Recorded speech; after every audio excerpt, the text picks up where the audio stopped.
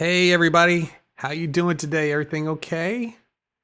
Let's see, go back to studio mode. Thanks for hanging out with me today. I'm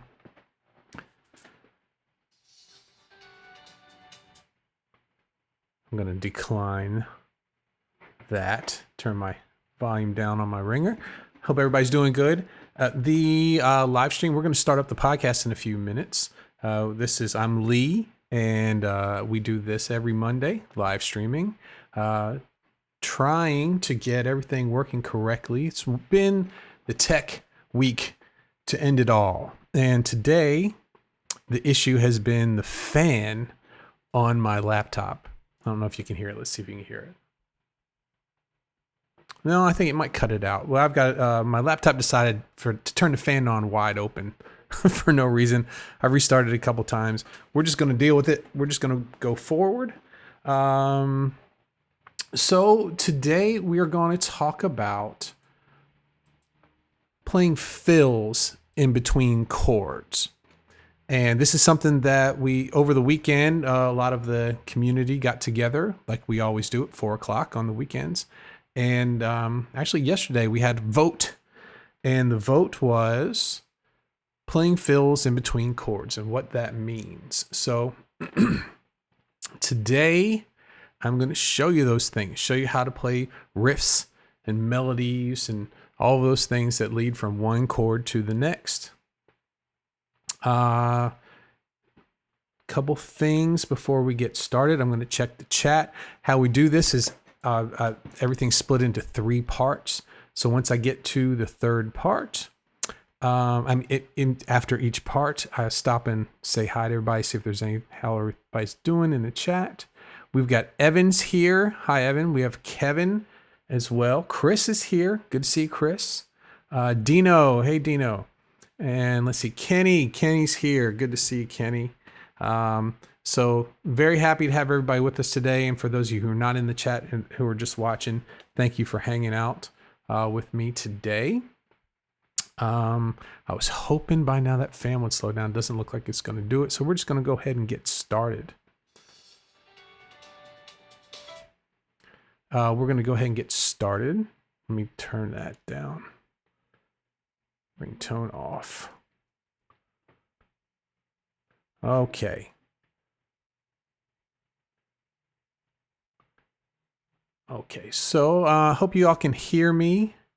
I think we're going good. It says we have a good connection. So I'm going to go ahead and hit record.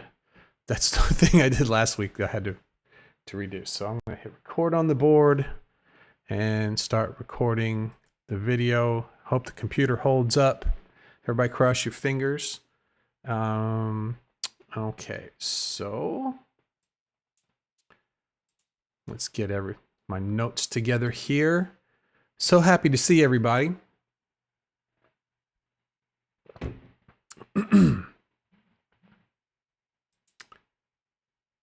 I'll just leave the chat right there. All right, so I'm going to go ahead and get started in just a second. And I won't be able to hear the intro music, so if my vocal is off by a little bit, that's okay. It'll get fixed. Okay, so here we go. Today I show you the things that you need to know to play riffs and melodies that lead from one chord to another. If you've ever struggled to come up with ideas for this situation, help is on the way. So stay tuned.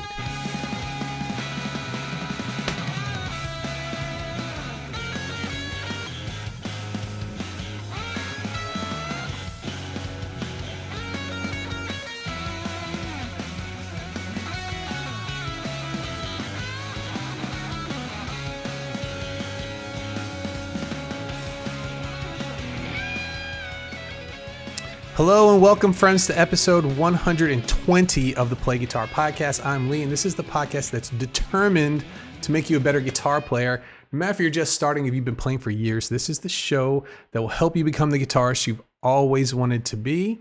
Thanks for hanging out with me today.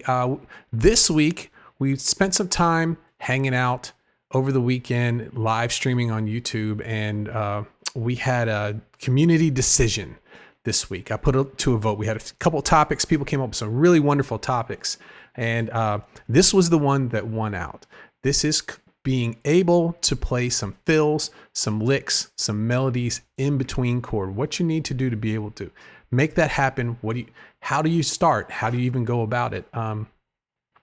So we're going to learn how to fill in the gaps between chords today. That's what we're talking about. Licks.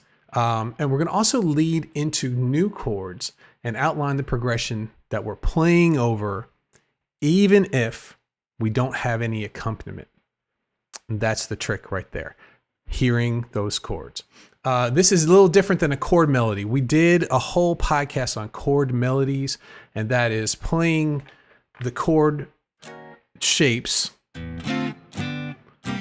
while the melody's going on at the same time. Now we're going to use a lot of the same things that we learned in that episode to get that started, but this is without the chord playing along with you. So let's see here. If you don't know how to play scales or melodies and licks over chords, there's a big statement to start this off. You're not going to be able to play in between the chords. Why is that? Why is it that if you don't know how to play scales, melodies, licks over chords, you'll have a trouble with that? Because even if you're not hearing a chord, guess what? It's still there. You say, what? What is that? What do you mean it's still there? It's still there. It's assumed. The chord is assumed. Even though you may not be hearing it, it mentally, the listener is still where you were before. The harmony that's established is assumed because it's the last thing that was heard, or it was the last progression that was repeated.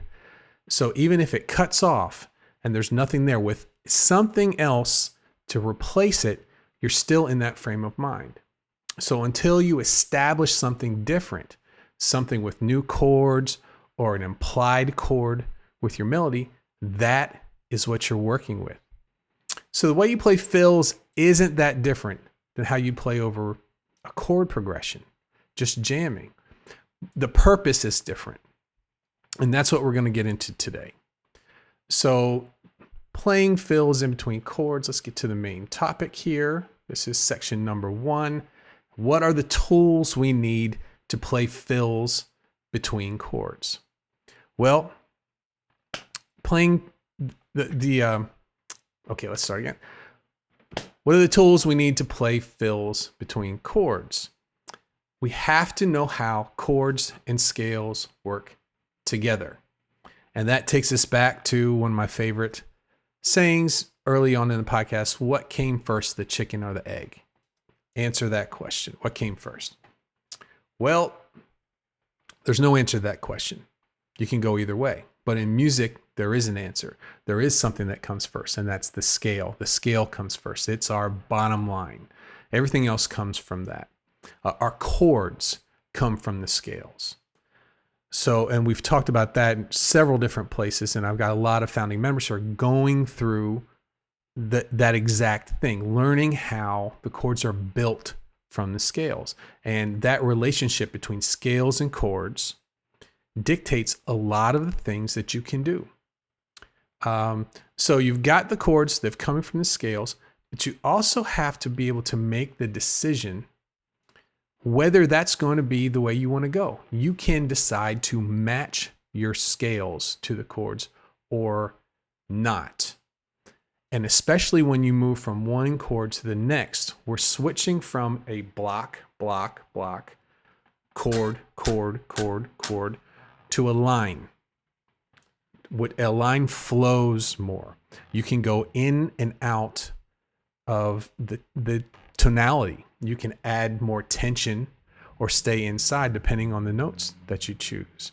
So understanding how chords and scales work together, how they relate, how the family structure of that is, and then also making that decision, well, am I going to do that or am I going to try and apply something else? So the next thing we need to know to be able to play fills between chords is you have to understand basic rhythm. Rhythm is a huge part of it. If you are not sure when your next chord change comes in, that target chord that you're looking for, if you're not sure when that comes in, you're going to sound lost. Your scale's not going to match. It's not going to get to the destination on time. So you need to know where the basic rhythm things, where the beginnings of the measure are. Usually that's where a chord is going to fall, right there on the beginning of a measure. Not all the time. 90% of the time, you're going to get the chord right at beat 1. And so if those chords drop off and you're connecting one chord to the next, you need to know when. You need to do some planning ahead. You've only got a certain amount of time before you have to get to a new chord that you're going to outline. So that thinking ahead is something that the farther you get along in guitar, the more you realize that it's all thinking ahead. It's taking someone from where you are now to a place in the future. And being able to do that musically is huge. That's what we want to be able to master, to take advantage of, taking somebody through time from one point in time to another. Okay, the next thing in rhythm is we need to know when to play our chord. So if we're the only one playing the chord, and let's say this is a D minor 7, and I'll go to, let's see, a G minor, let's see, G7, D minor 7. I need to know when the chord changes takes place, but how I'm going to play that chord. What I'm talking about is something called stabs. Stabs are short staccato chords. They give you the tonal center. They give you what you're working on.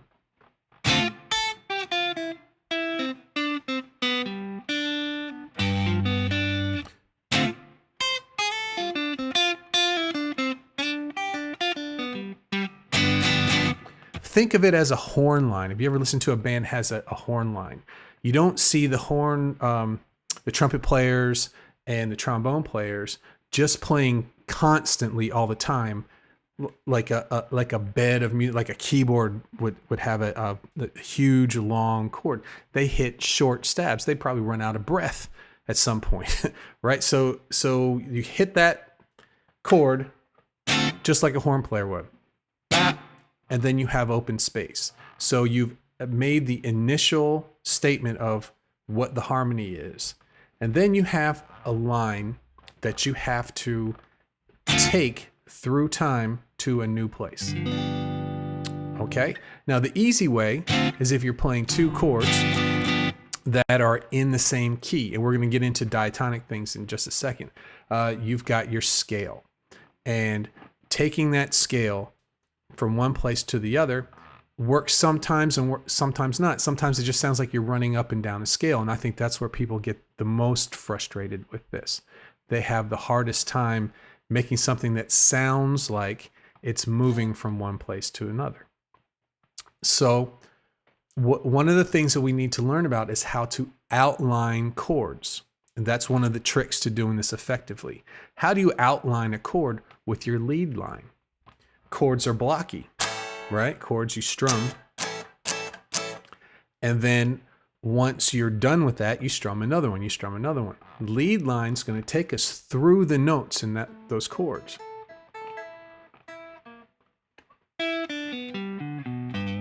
And the way we're going to do that is knowing our arpeggios.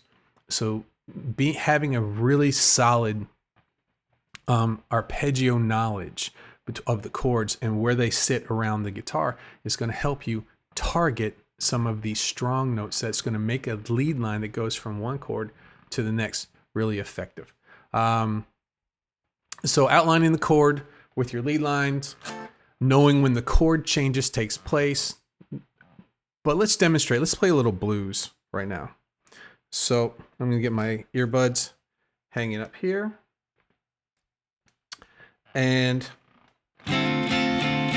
let's do some blues in A. I do a lot. I've got some demonstrations for you a little bit later. They're all in A. So we have... Now this chord is A7, and the notes in this chord are A, E, G.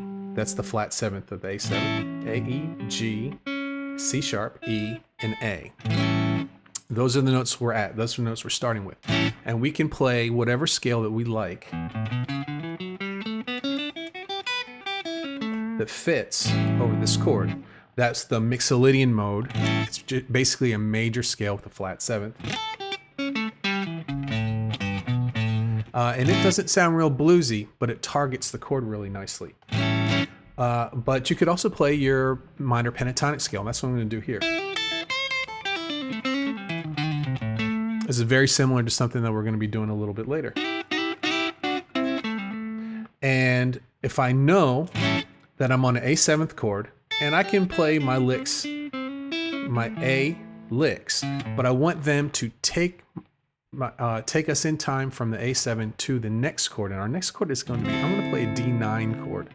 Or you could just do a D7. But the notes I'm playing, I've got a D, F sharp, a C, an E, that's the ninth. That's not going to be the strongest note to target. I'm just going to think about the seventh chord. So we have D, F sharp, A, C. Those are the three notes that are the four notes that we need to get to a D7th chord. So we have A7,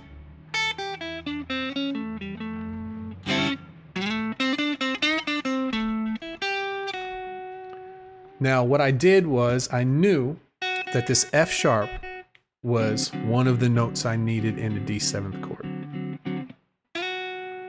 And I know that in my minor pentatonic scale, the G note is a half step away from the third, which is a very strong note in the next chord. So I targeted that note. I made sure that my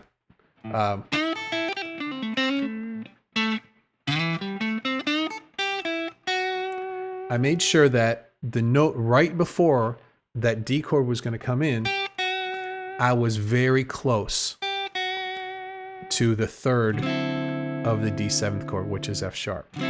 So I went up, I did a blues lick, and then I worked my way back up on a blues lick to that G, and that's a very strong resolving sound, the G going to the F sharp. We could also do other ones too. So let's see, we have A. They both share that note. So if you ended on an A, it wouldn't really outline the D chord as much because that note is shared between the scales. It's not quite as strong as hitting the third, which really tells you you're into a new tonality. But the C note is a really nice one too. That's the seventh of D. That's another one of the arpeggio tones. And I'm going to set that up in another way that you can work your way into the new chord, and that is from D, C sharp, C. So I know that my note that I want to play, the seventh of my D7 chord, is a C, and I've got the D in my minor pentatonic scale. I went chromatically outside. We talked about when to play in the scale and when you might not want to play. This really nicely, the D to C sharp to C, takes your ear, oh, okay, there's something going on. There's a little bit of tension there, and it resolves to a very strong note. So the whole point of this is we're going to take the scale and the chord that we're playing, and we're going to be thinking ahead and setting something up ahead of time to make these licks that take us from chord to chord match up and really take your ear on a journey. So let's see here. I got to outline the chord with your lead lines, know when the chord changes place, and we took a look at that in some blues. I'm not going to go any farther with the blues because we have a whole lick that you'll be able to download to make sure that you can move this in your blues playing as well. But I also have a rock thing, and I also have something with some walking bass lines that could help you out in just a minute. Okay, so the third part of the tools you need to know to play fills between chords, and that is understanding chord progressions and what scale matches them. So we're talking about diatonic chords that match the major scale. That's the most basic one. And we're going to start with the basics with that. You need to have your tonal center figured out, because you may have a line that you may have a chord that you play, and if you're the only one playing, say it's a stab chord, and then the band cuts out and it's just you playing, you're everything. You have to outline all of the basics. You're in charge of the tonal center, either staying where it was or taking it somewhere else. So we need to know what chords are in the progression at the time and what scale works with them. We need to know the key notes, which were in the last example, I used the F sharp, which was a third of D7, but the arpeggio notes. Need to know the chord tones, and we need to know if we're going to stay in a key or if we're going to move to a new key. That's more of a jazz thing, or sometimes in pop and rock and those styles of music, you'll have a big key change at the end of the song, which is like a featured type thing. It doesn't happen all the time, but every once in a while it does. But in a jazz song or like an American Standard song, one of those style songs, you're going to have key changes more and more and more. And they happen throughout the song. So those are things you need to set up ahead. And to get more of this, I have a whole ton of guitar theory podcasts, and I'm going to have a link to all of those in the show notes, where if you're needing to brush up on your basic theory and basic rhythms, so you can take advantage of really being able to go through from one chord to the next with a fill, they'll be available to you. Okay, so I'm going to take a break. That was part one. All right, so we've got Brennan's here. Hey, Brennan. And Evan's here. Evan says, I have a friend that plays piano and trumpet. He'd rather play a night of music. Says the trumpet's hard on the lips. Never complain about losing breath, though. Yeah, it depends on how long you have to hold those notes. Dean's here. Hey, Dean. Great to see you here. And just listen. Oh, you didn't listen you didn't miss a whole lot so far. We're just getting started. If someone in chat could let me know, is the fan noise, how's that coming through? I'm hearing it in the room, but I'm not hearing it so much in my headphones. So I'd appreciate that if anybody could let me know if that's an issue or not. Let me go back a little bit farther, see if I missed anyone. I did say hi to Kenny. I remember that. Master of None. Hey, man, how you doing? Good to see you here. Okay, I'm going to get a little sip of water.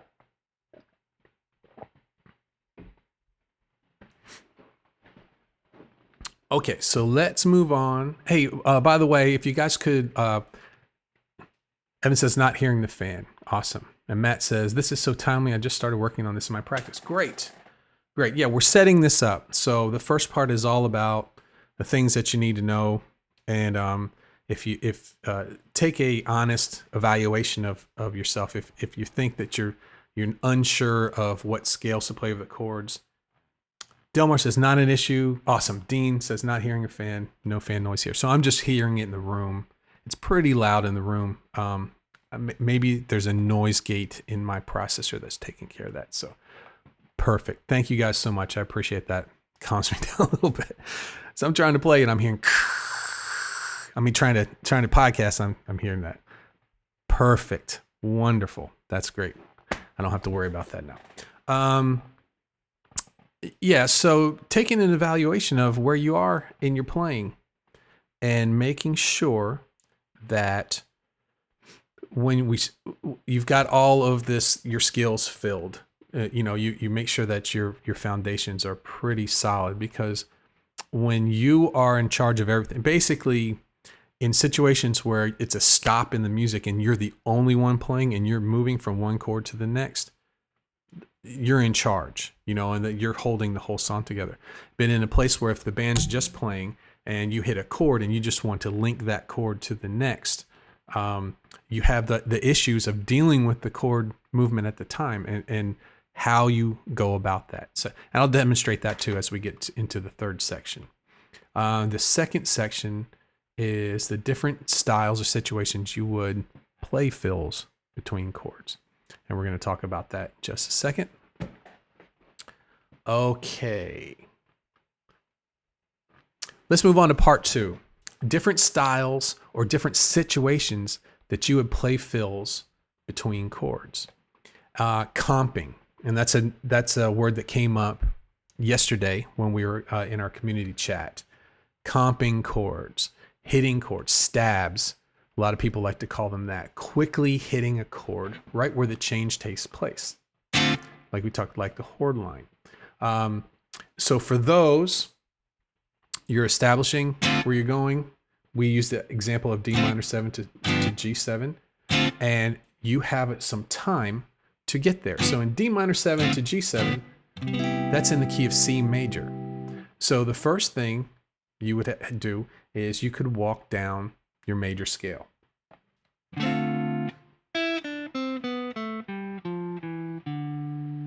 So I just walked straight down, starting on a D in the major scale,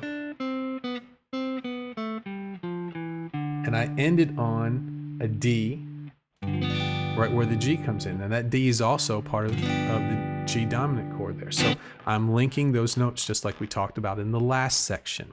But there's other parts too, other places that you would learn to play fills between chords, or you would need to, and that is when a chord cuts out before a change. So sometimes you have a song, 2, 3, 4, 1, 2, 3, 4, where it's just you, or it's just drums, you and drums, or you, even a bass player would be playing out, but the chords, the harmony cuts out. So you're going to have to establish the next chord.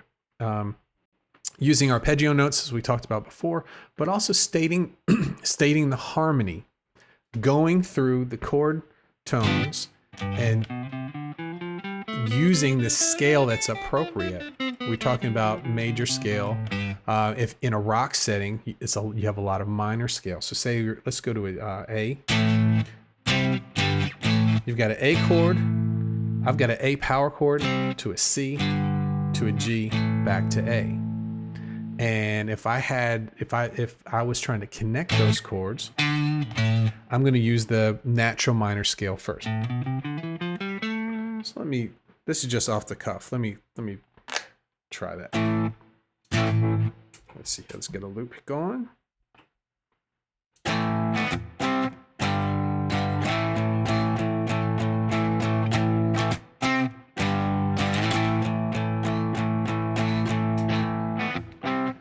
So I'm got an A. I'm just going to go up and down the A scale.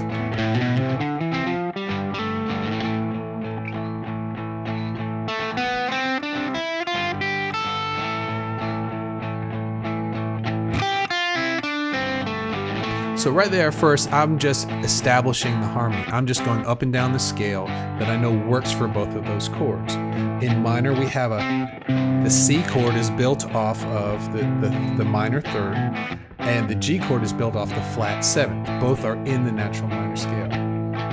So now that I've gone through just the scale, now I'm going to figure out, well, I've got that C chord here. What's a note I could hit in C that's going to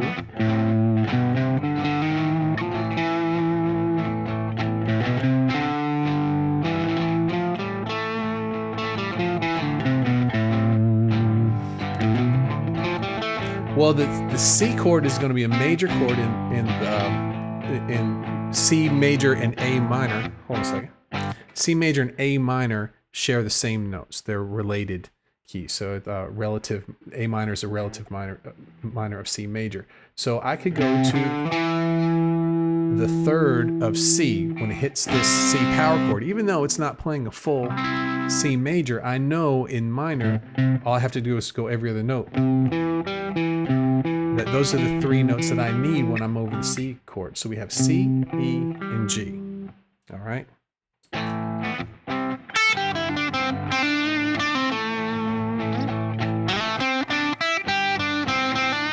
So here I'm gonna,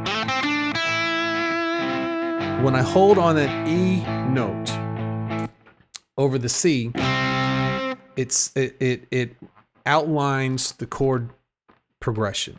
And that's what we're trying to do, even though there may not be a chord. This one, we do have the chords behind it, but say it wasn't that.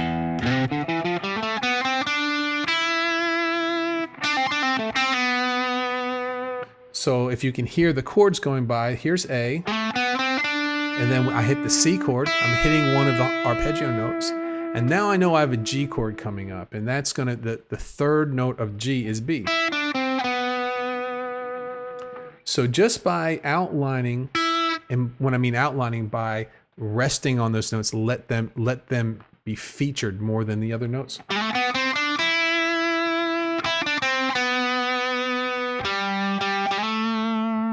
I just went through 3 chords without the chords playing, and you could hear some sort of harmony going on.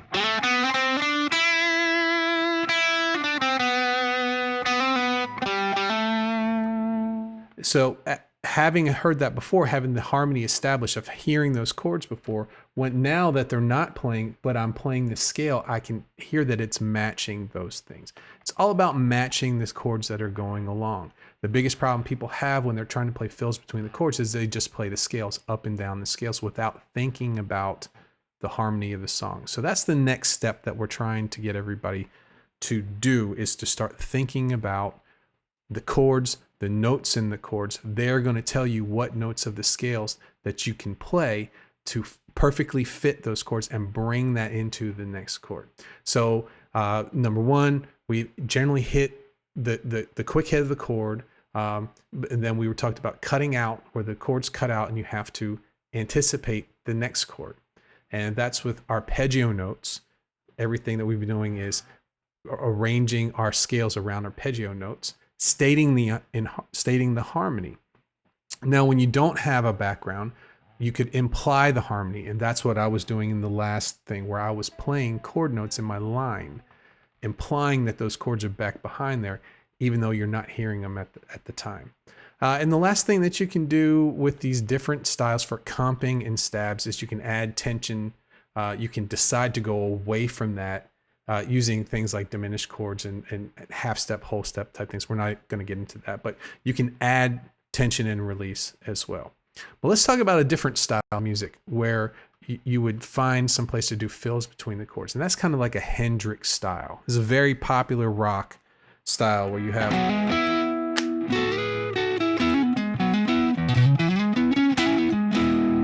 little parts of chords. You have little passing dyads, 2 notes chords, or you might even have passing chords. You know, those kind of ideas. And in songs like that, if you were to just play E's a big one,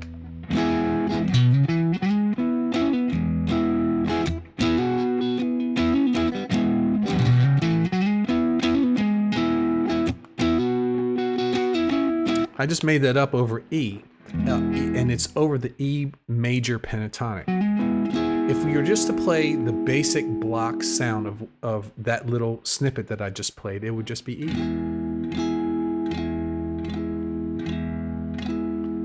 So what do I play over this, and how's it going to take me to the next chord? So my next chord I'm going to use is an A. Okay, so I know my chords. E's going to A. I know the scale that works over both of those. That's the E major pentatonic. And I need to know my target notes. And that's the trick. So my target notes, I'm starting with the strong notes in E. We have E, G sharp, and B. These are triads. These aren't 7th chords like we were doing in blues. So you hear this a lot, this hammer on from the second to the major third with a root in the bass. You hear that in a lot of different, was it like Yellow Ledbetter, a lot of Hendrix type stuff. Black Crows, songs like that. Bands like that play songs like that. So these are my strong notes. And I'm going to make a fill using these lines, targeting the notes of the next chord. And so our next chord is A. We have an A, C sharp, E, A. So A, C sharp, and E. Well, let's find out which notes of those are in the scale. Well, A is not. A is not in the major pentatonic. We have 1, 3, 2, 3, 4 would be the A note. So we're not going to get the root of that chord in there, but we are going to get the third, which is the C sharp, and we are going to get the fifth. So I'm going to target the third first in this example. In fact, I'm going to do a little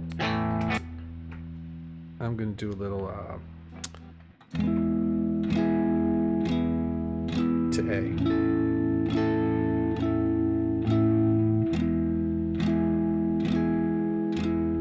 So I'm going to comp fill in between these chords.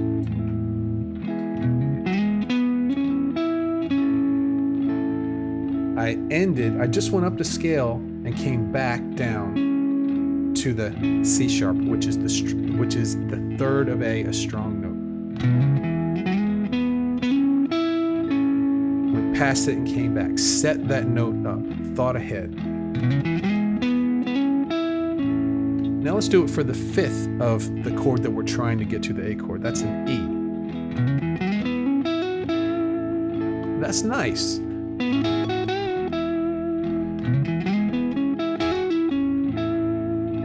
So I'm just going through the major pentatonic scale, and I ended on E right when that chord starts. Sounds good because we have the chords playing behind us. If it was just us playing, take a listen to this when I play the same. You don't really hear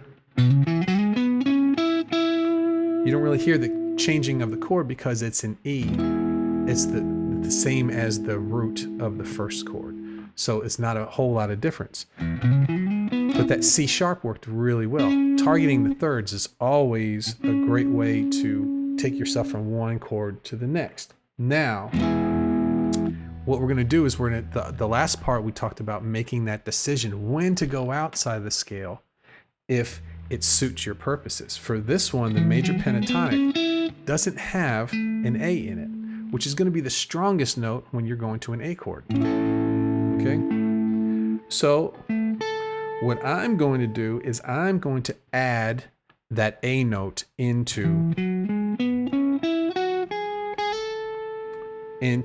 my major pentatonic scale, my E major pentatonic scale. I'm going to, just for the time of that chord, I'm going to add that in because I know it's going to work because it's the root of that chord. It's the strongest note. So let's take a listen to that.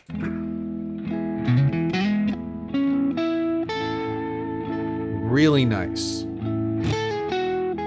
I get rid of it during the E chord. There we are. I'm going to do it down lower.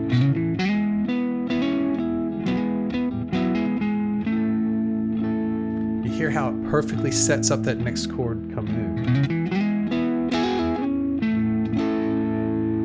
So here's our chord.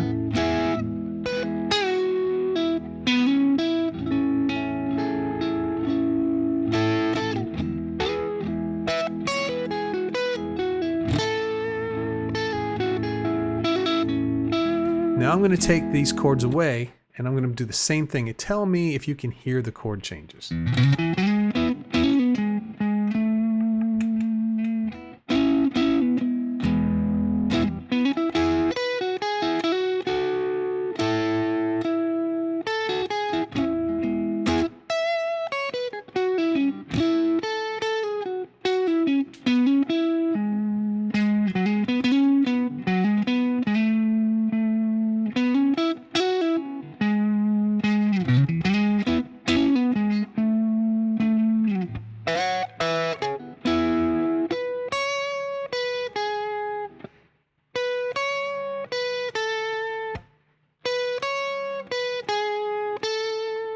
just adding that A note in there all of a sudden takes you out of that E major pentatonic realm and forces you to focus on the A chord. So it's thinking ahead, knowing what chord you're at, and knowing what chord you're going to is the whole key to that. And really understanding your arpeggios, understanding intervals, the sounds of intervals, how you want to set these chords up is all extremely important. And that's the part that's missing from people just going up and down scales. And always, you hear that a lot. I just always feel like I'm just playing scales.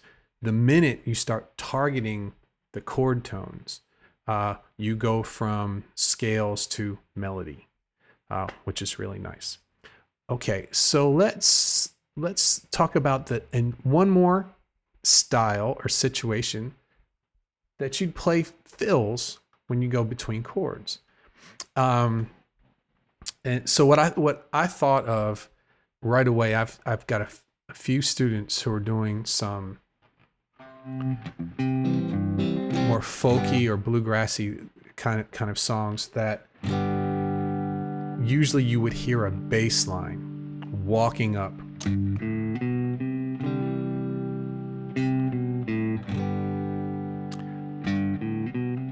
a lot of students have a hard time going, okay, well, I'm going from a G chord to a C chord. And this is also in the example that which we will have the tabs and all of that available for you. But I'm just going to describe it right here. So I'm going up. What note should I play to take me from a G chord to a C chord in the bass?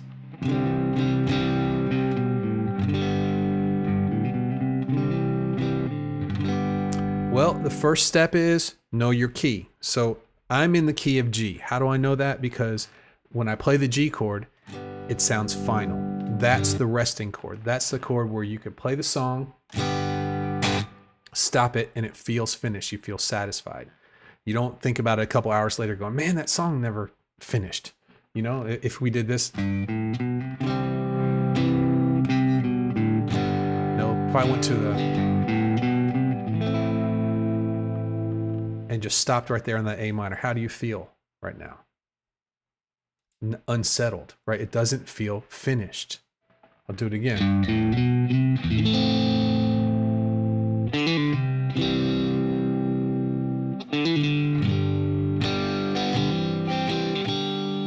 So you have to know the key that you're in.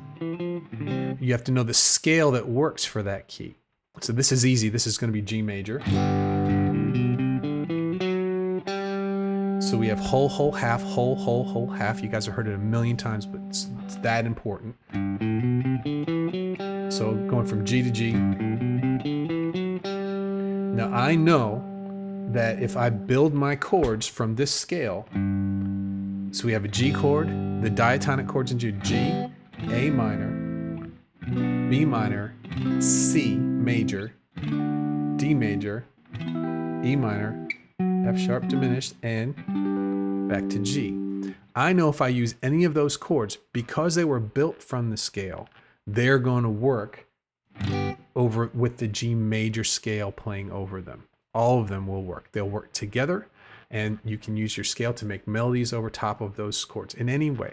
So I could go to G, to E minor, C, G, and I could just go all day long going up and down the G major scale, and it's going to work.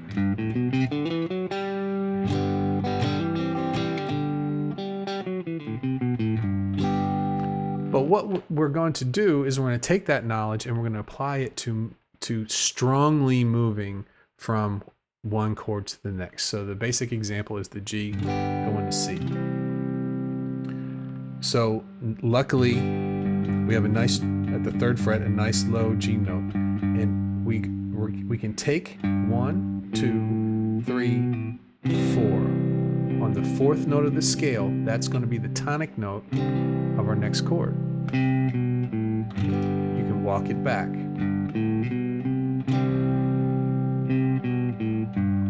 sounds easy, but you know, you've heard that doesn't fit. You know, there's a lot of notes that don't fit if you're not playing the major scale. Now, what if I did this all the way up to a higher note? Or to a low note?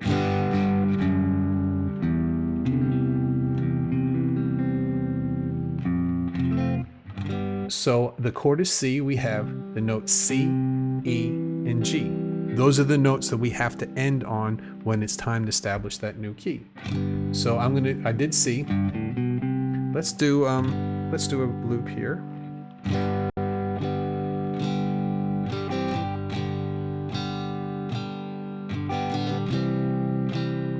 Gave 2 measures each for those.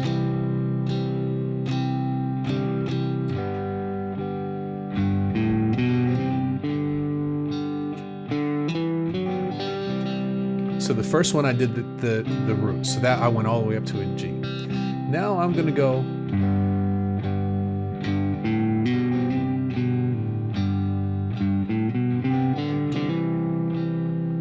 so instead of targeting the C this time, I targeted the E. That's the third of the C major chord. That's the note using your second finger. Now hear how nice that sound. It has that sound of a really cool vocal harmony almost. You know, thirds, really tight harmonies.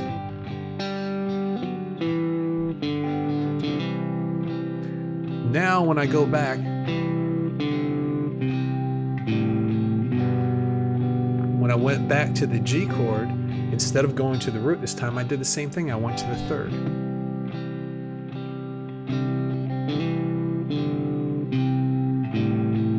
I'm playing a B over the G chord now. Listen how nice that sounds.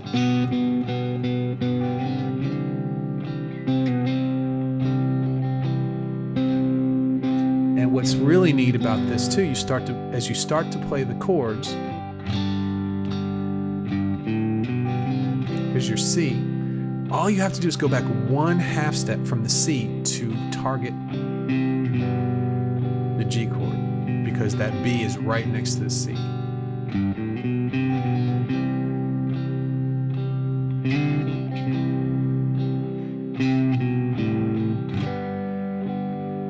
Let's do the D. So that's on the G chord, we have the 5th, which is the D. So I'm going to target so that's the sound of what the 5th as a bass note sounds like during a G. And you can go right up a whole step to an E to target the C chord. We're basically harmonizing with our line over top of the chord, understanding what the chord notes are and using those arpeggio notes to our advantage. Okay, so that is all 3 of the different styles or situations you're going to find when you play fills between chords. In the next section, I'm going to show you 3 examples with some tablature that you can play yourself, and we will get some fills sounding really nice in between some chords. Let's check the chat. I saw the chat was doing some stuff here. Okay, so I'm going to go back to after the fan noise stuff. David's here. Hey, David. Good to see you. And Dean said, that's really nice. Thank you, Dean. I appreciate that. And Evan said he's here. Just beautiful. Kevin's here. Said, this is great. I have to spend some time with this. And Cash King says, that Kurt Cobain on you. No, it's Duane Allman. I got this over at the, it's a picture of Duane Allman playing, and it's got a quote on the back. Very close to the Allman Brothers Museum here. So I got this over at the museum last time that I went over. Evan says, I feel cheated. Where's my resolution? Oh, yeah, on the on that A minor that was hanging out there. It's tough too. Evan says, this sounds like it could be a lot of fun, to be honest. Yeah, and when you have a when you have a good library of these passing licks that you're in a song and you're going to be going from the 1 chord to the 4 chord. You start to have certain licks that target a 4 chord. You can play them in all sorts of different keys and all sorts of different styles too. So you might take something which has like a jazz type resolution there and play it in different kind of music, and it's really cool. You get some really different stuff. Okay, so let's see here. Dino says, sounds great. I have a lot of work to do. Yeah. Oh, you're doing great, man. You're doing great. And Brent says, thanks for explaining this in a way that makes sense. It's really 3 things. This whole podcast is me really showing how 3 things fit into different situations. One is you got to know your key, you have to know your scale, and you have to know your chord notes. And to me, the third, gosh, these earbuds are just driving me nuts. To me, the third section, knowing your chord notes, is the thing where people are lacking the most. Most people spend their times going up and down the scales, learning the scale patterns all the time, which is really important because that's our words. That's what we're, those are the tools that we use to get these sounds, but they don't figure out a way to use them effectively, and that's targeting the arpeggio note. So it all comes together. When we're going through the levels, and at one point I say, okay, we're going to spend some time working on arpeggios, or another point we're going to spend some time working on intervals. We're going to spend some time working on scales and chords. At some point, they all come together, and that's when the really good stuff happens. That's when the magic happens, and it's hard to get that across, especially. So like Evan was starting intervals, and he said like when he first started getting into it was pretty dry, and it is really dry, but I know where it's going to take you. So it's like, driver's ed. I remember when I had a guy in driver's ed, and you could tell his nerves were shot. He had all these high school kids that he was teaching how to drive, and he was smoked these cigars. And this is back when car smelled. He was smoking cigars and reading novels and stuff like that. And he would say, he said, if life was fair, I'd be in Jamaica right now.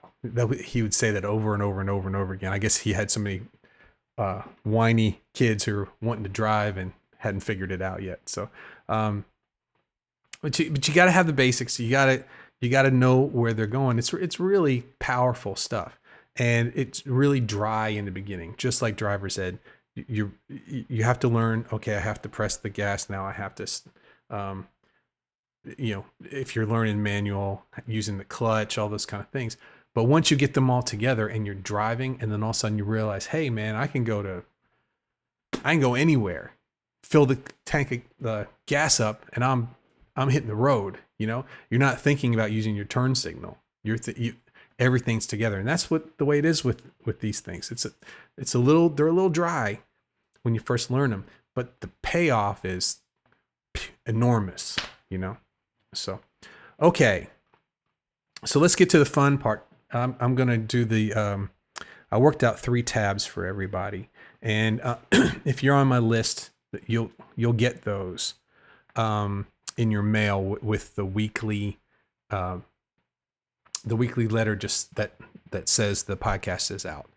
So I'll leave a link to that in there. If you guys aren't part of the mail list, I will put it on the website. So you can just click that, sign up, and then you'll get the download right away. So let me get some water here. Evan says, intervals were dry until they started moving my understanding forward. Now they're exciting. Yeah, it's all intervals, man. These sounds that you hear can be broken down. And once you can break these sounds down from your favorite bands, break them down, you can start using them. They're not so... It's it's ruining the magic at first, but it becomes even more powerful afterwards. So a lot of people get sad when they start to realize that some of their favorite songs, it's not magic.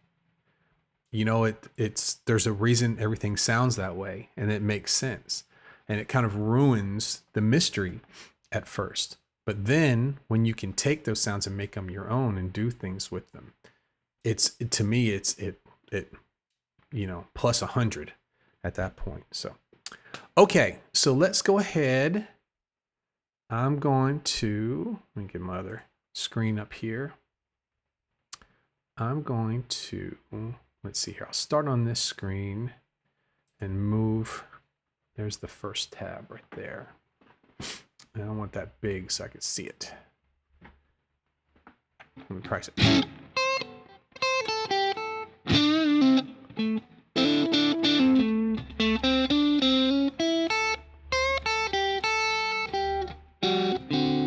Okay.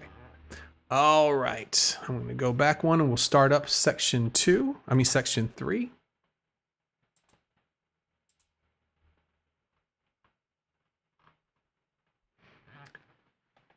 Here's some examples of, okay, let's get the, here's 3 examples.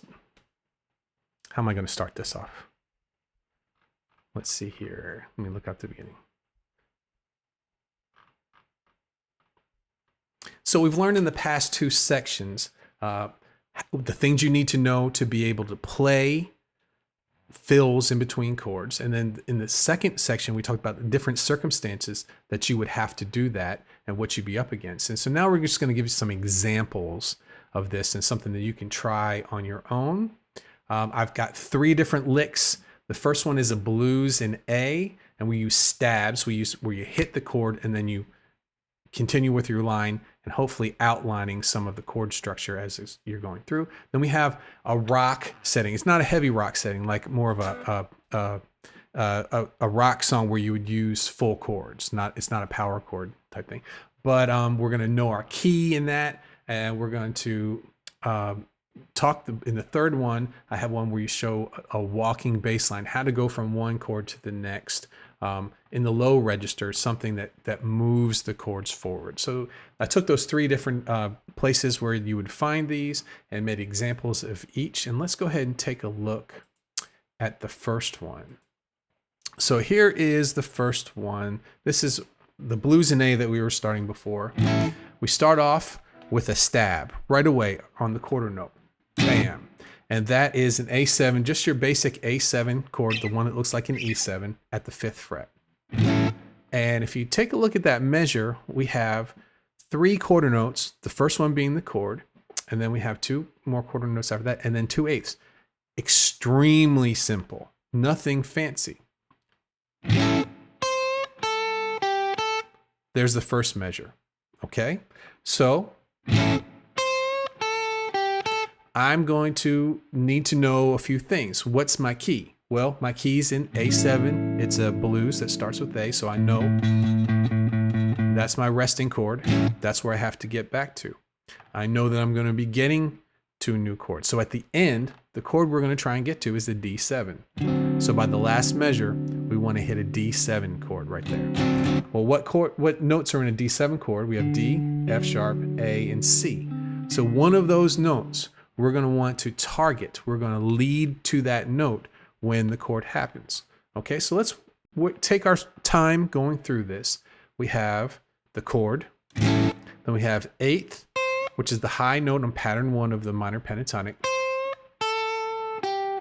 So we outlined the root note. We went above it with a little bend, back to it, below it, and then back to it. So already we're surrounding strong notes.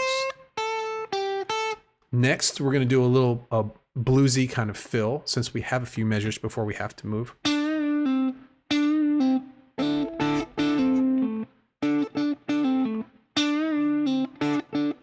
There it is. So we're doing a little bluesy. We're going to take the 7th fret. We're going to bend up, release, and then come back to the 5th fret. And then we're going to do, I'm going to pick with my 3rd finger the high strings at the 5th fret, and then the 7th fret. 3 in a row, and then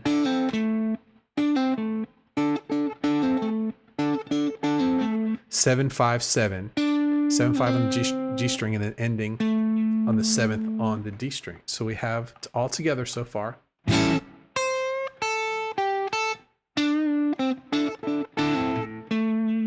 Okay, so we've targeted the root note, the tonic note in the first measure.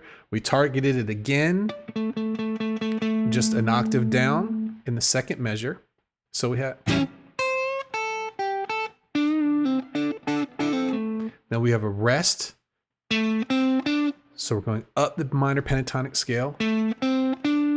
Now look what I've done there. So we have 7 on the D string, 5 on the G string, 7 on the G string, back to 5. So we're kind of bouncing back and forth between 7 and 5. That's setting up the 6th fret, okay? Now I decided for that moment, I'm not going to play in the minor pentatonic. I'm going to outline the actual chord that's being played. I hit the C sharp on the G string, that's at the 6th fret.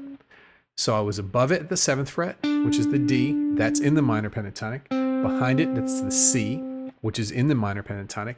And then I decided I'm going to hit the C sharp. I know it's going to work. Why? Because the chord that's being played is an A7 chord, and that's the 3rd. That's a very strong note in the chord. And I finished that off with, you know, the rock and roll.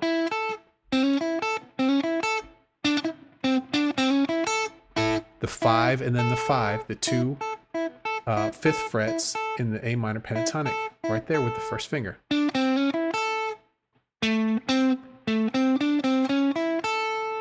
Okay, so we've got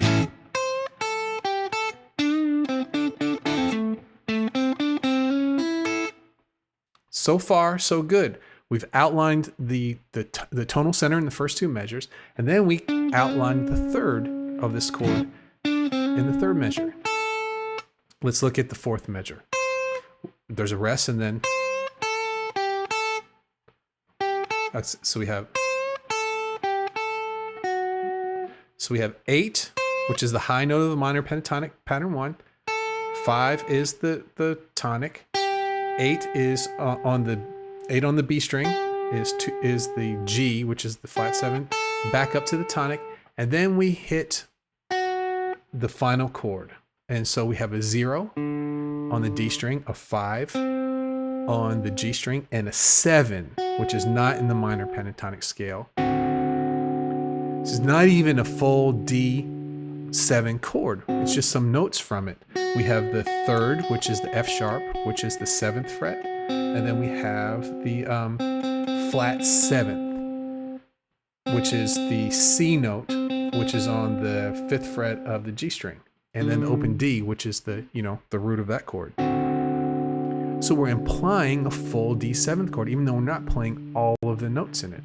We've got the important notes there. So that last line is setting up the 3rd of D7. It's very cool. It's a very neat sound. So if I go through the whole thing.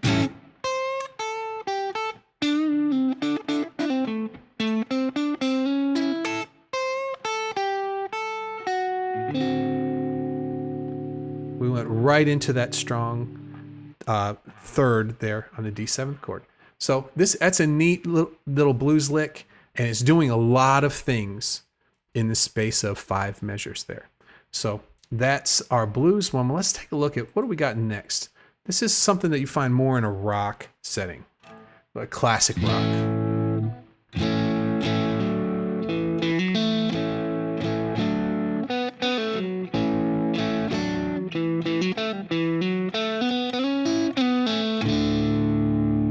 Okay, so there's a lot of songs you have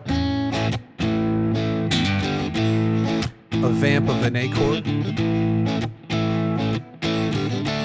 that pays off with some other chord. Could be an E chord, could be F sharp, could be, but in this instance I went for the easier one, which is the D. Okay, so if you were just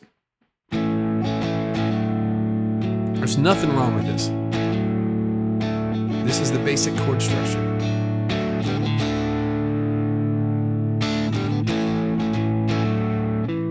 So I'm filling in between where I let that implied D chord ring, that it rings for half the measure, a little bit more than half of each measure. 3, 4,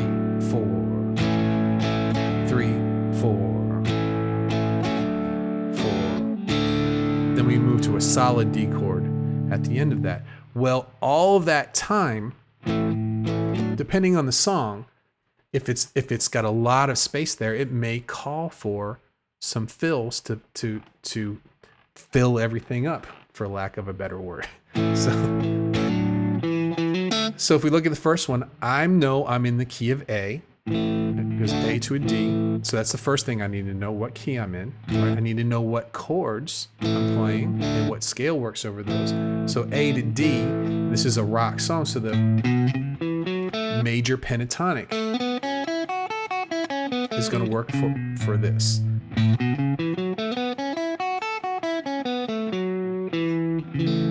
So the major pentatonic from A to D, we don't have the D in it, just like we did in the last section, but we do have the third and the fifth. We do have that F sharp for the D chord there, so we could target. And the fifth, and I actually targeted the fifth, which is that for the measure, I would go 2, 2, 4, 2, 2, 4, and then 2 on the G string. So from the D string to the G string. Okay, a simple little line, not much, but it's paying off with the fifth of the D chord. It's got that strong note that it's hanging on right there. Then we do go to the second measure. So we have A going to a little D chord, and we're going, that's what it is. We start on 2, and then we have 4, 2, and then 4 on the D string. That's the third of a D. So when we hit this little implied D chord, we're hitting even though we're just playing on the major pentatonic, we're hitting the strong note. So from the beginning,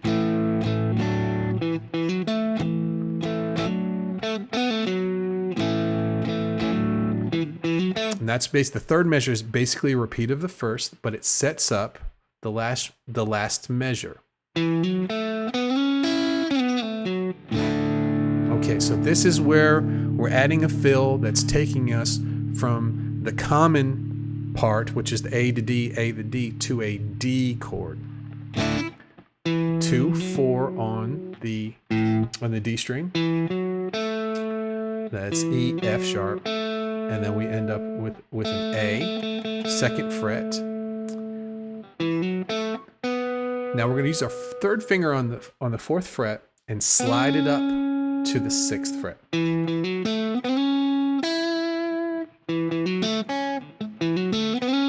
Now we have that in this position, but it sounds better slid up.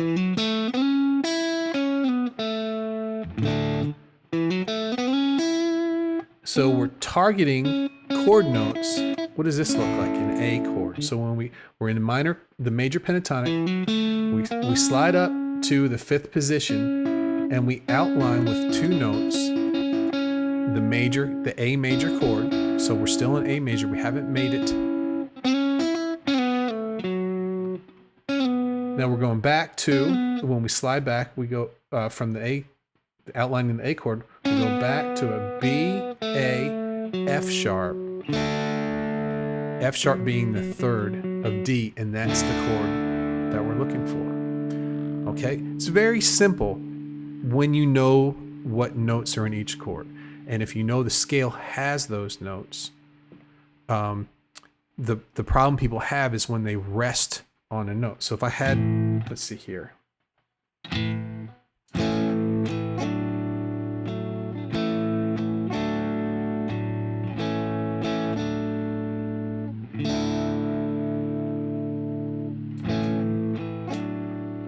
So when you just go up and down the scale,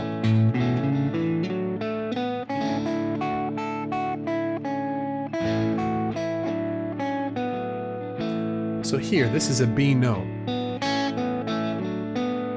If you landed on this B note, if you let this rest over any of these chords, it's not going to sound very strong. Not as strong as this. Now that's very inside, very strong. Back to the A.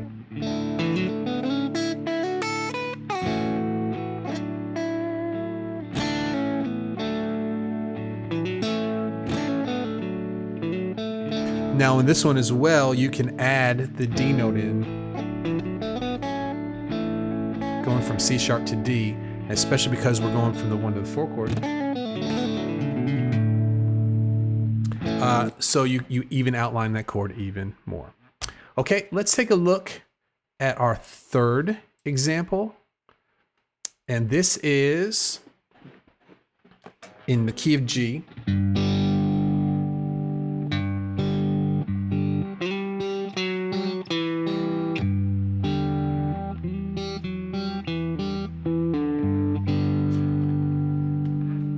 And we're going to go to a C chord.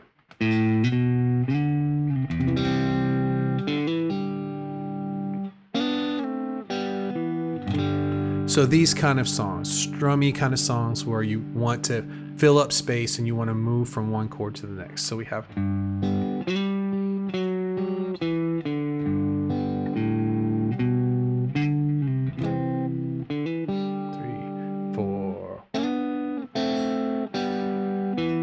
here's a G, G again, 2, 5, C chord. Hear how that's set up?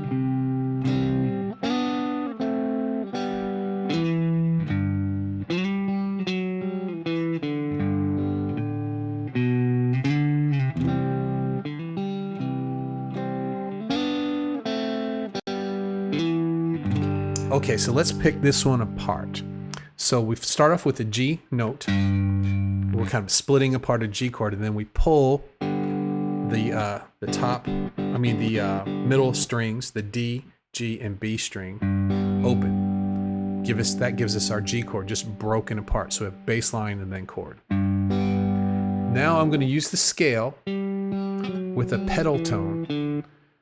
So I'm starting on a G. This is going to be on the D string at the 5th fret. And then I play the open G string, 2 of the same notes, 2 Gs. Then I'm going to move this one back a fret. That's the F sharp, that's the major 7 to the 6th.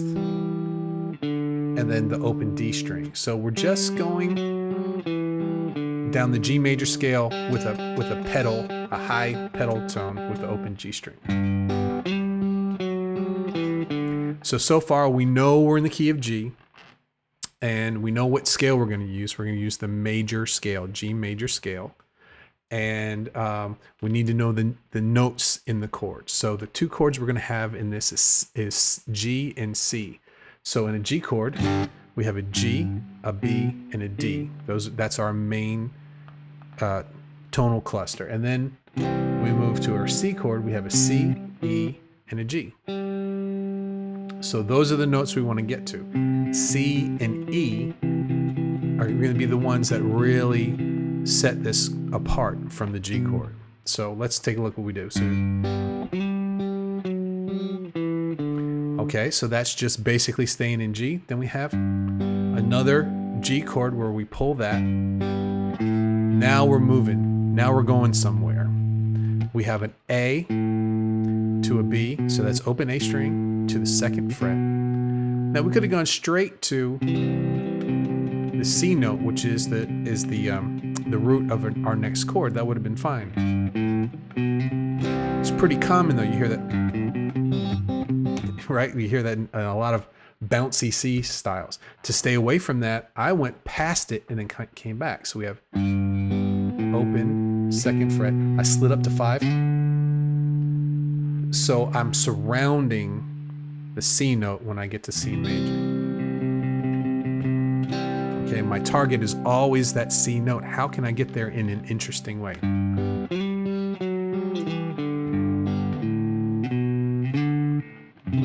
And that pays off the C really nicely. And And then we did some more of the G major scale over the C.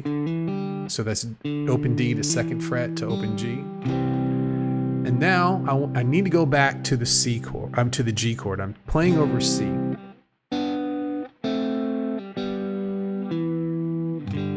So I've done some dyads. I'm taking a smaller harmony.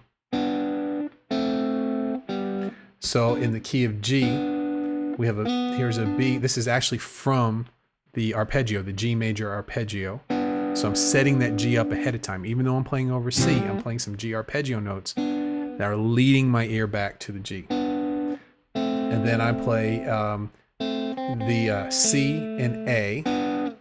It's almost like an A minor dyad. Open strings. So it's like G, A minor, G. That A minor's passing in between two arpeggios, two places where arpeggios lay for the G chord. And then I hit the E note on the D string that temporarily sets up the open D for the G string. So even though I'm still on the C chord at that point, at the end of measure 4, I end on this note, and the next note lower from that, the whole step behind that, is a D. Okay, so first measure, we're just kind of outlining the G. Second measure, we're moving towards the C. We're surrounding that new note for the new chord, 2 to 5 to C. The third measure, we're just kind of over the C. The fourth, we're using some dyads, setting up that G chord that's coming, giving some of that G sound, hey, something's about to happen here. And then finishing off going from the 2nd fret to the open string, where that open string is the note we're targeting, the D. That's the 5th of the chord of a G triad. Okay? All right. So those are the 3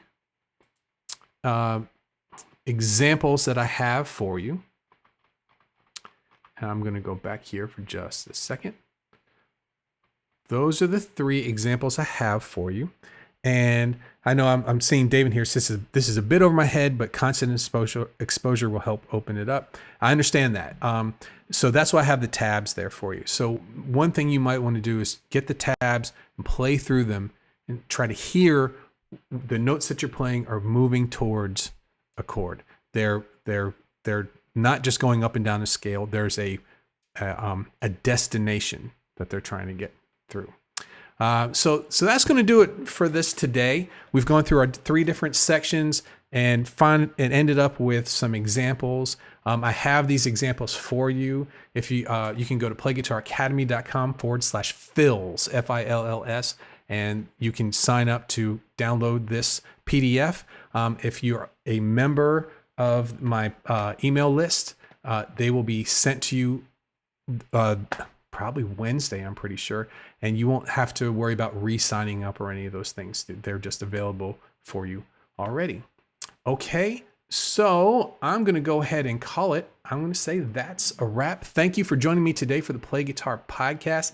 If you like what you heard, please subscribe to the show in Apple Podcasts or your favorite podcast player. Also, I really appreciate if you could leave a review for the show. If you're just starting or you're new to the guitar, head over to starthereguitar.com. Check out my premium 11-week beginner's course. We've had a whole lot of new people coming into the course, and they're having a really good time. That's going to give you the foundations you need to move forward correctly on the guitar.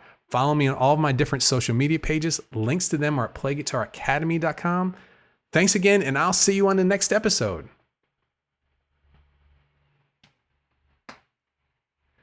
Okay, here we go. So there we are. Man, this fan has been driving me nuts. I'm so glad you can't hear it. It has been really distracting. It's like my laptop is just on full blast fan as we're going through here. I'm going to check the chat real quick before I do some ending things. Evan sounds like it could be a lot of fun, to be honest. We got that one before. And Dino says, sound great. Oh, got that one before too. And Evan says, that's what a musician friend of mine was telling me last night, that intervals open up playing by ear. Yeah, and that's the goal, to be able to have this stuff at the ready, so you can get all these sounds whenever you need them. And we talked about David is going to keep at this. Evan says, what I've found, David, as I progress is that I'll come across concepts and they'll ring a bell with discussion or something I've heard before. And Kenny says, can we get the loops you use? Kenny, I just made them on the fly right here, but I think I could get some together for you. I may put them up on the site. I don't know. It depends on tomorrow, how much time I have before everything goes out. Dino says, thumbs up, great stuff. David says, great show. Kevin says, love this episode. Oh, awesome, Kevin. Thanks. And Kenny says, well, watch it over and over. Oh, you made me feel good. It's a shame because I'm just sitting here dealing with this fan here, but I'm glad no one else is hearing it. That is awesome. Okay. So let's see here. I'm going to do some video openings and closings real quick.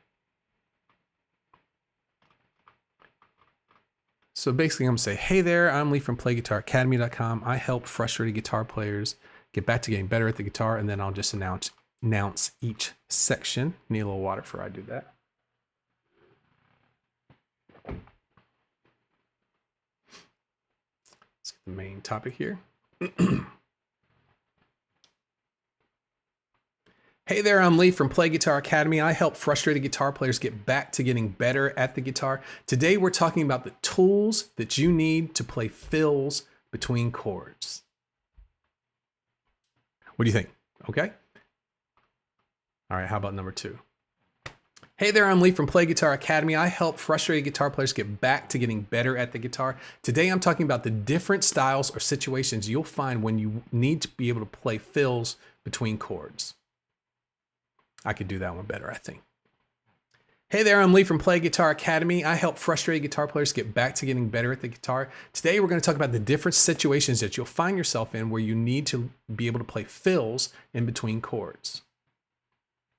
All right. And then the last one. Hey there, I'm Lee from Play Guitar Academy. I help frustrated guitar players get back to getting better at the guitar. Today I've got 3 examples tabbed out for you that talking about how to make fills between chords. I can do that one better. Oh, that was bad. Okay, one more. Ready? Hey there, I'm Lee from Play Guitar Academy. I help frustrated guitar players get back to getting better at the guitar. Today I have 3 examples. I have 3 tabs for you where I go back in 3 different situations where you would need to make fills to go in between 2 chords. What do you think? Huh? Yeah? I don't know. Oh, wait, am I on the... I'm on this screen. Oh, no. Got to do it over again. Sorry, guys. I hope you can just bear with me for a minute here. Okay, I'm going to do this over. Have to do all 3 of them over again. Hey there, I'm Lee from Play Guitar Academy. I help frustrated guitar players get back to getting better at the guitar. Today, I'm going to talk about the tools you need to be able to play fills that go between chords. Okay, here's 2. Hey there, I'm Lee from Play Guitar Academy. I help frustrated guitar players get back to getting better at the guitar. Today I'm going to talk about the different styles and the different situations that you'll find yourself where you might need to be able to play fills that go between chords. And then the last one. Hey there, I'm Lee from Play Guitar Academy. I help frustrated guitar players get back to getting better at the guitar. Today I have 3 examples that I've tabbed out for you for 3 different styles that you would find yourself with a fill that goes in between chords. That one didn't work out so good. Cut, copy, print. Love it. I got plenty of, hey man, I got bloopers all day long, man. Okay, last one, I'm gonna do it again. Hey there, I'm Lee from Play Guitar Academy. I help frustrated guitar players get back to getting better at the guitar. Today I have 3 examples for you, all tabbed out. I've got 3 different licks that go between one chord and the next in a whole bunch of different styles that you'll find yourself. That didn't work. Hey there, I'm Lee from Play Guitar Academy. I help frustrated guitar players get back to getting better at the guitar. Today I've got 3 examples for you in situations that you'd find yourself in where you'd have to make fills that go between chords. That's good enough. All right, and then the last, I need an outro. Let's see, where is the outro?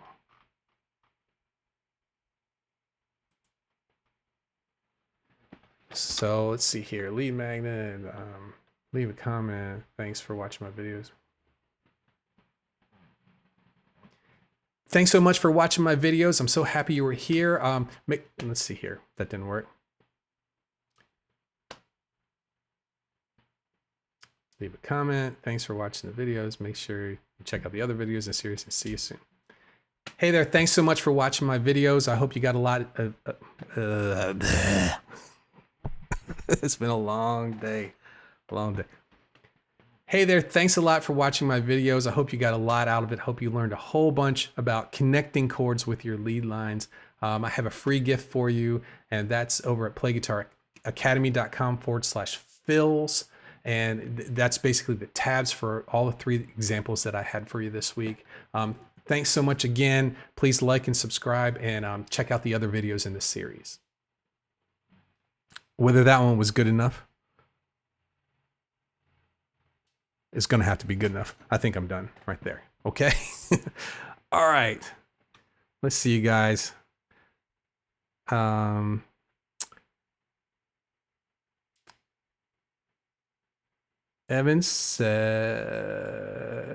says, this is definitely an episode I'll watch multiple times. Awesome. And Evan says, I'm really looking forward to checking this one out when I've got no distractions. This is great stuff. Have I missed much? Oh, a little bit. No big deal. You can go watch. Cut, copy, print. And Chris says, cheers. Couldn't follow much while working, but sound like a great episode. Looking forward to give it some attention. And thanks, man. He said, you're fine, buddy. Take as long as you need. Love the bloopers. Don't forget to like the video. And Kenny says, Gail says bye for now. Okay, you tell Gail I said say bye-bye too. Hope she's doing good. Okay, guys, thanks for hanging out with me. This was a long one. I think I got some good stuff here. And I'm going to go ahead and say bye-bye. And I'll split this video up into 3 over the next couple days. And I'll be back live on Friday. Okay, and maybe I'll figure out what's going on with this laptop in the time being. All right, I'll see you guys next time. Bye-bye.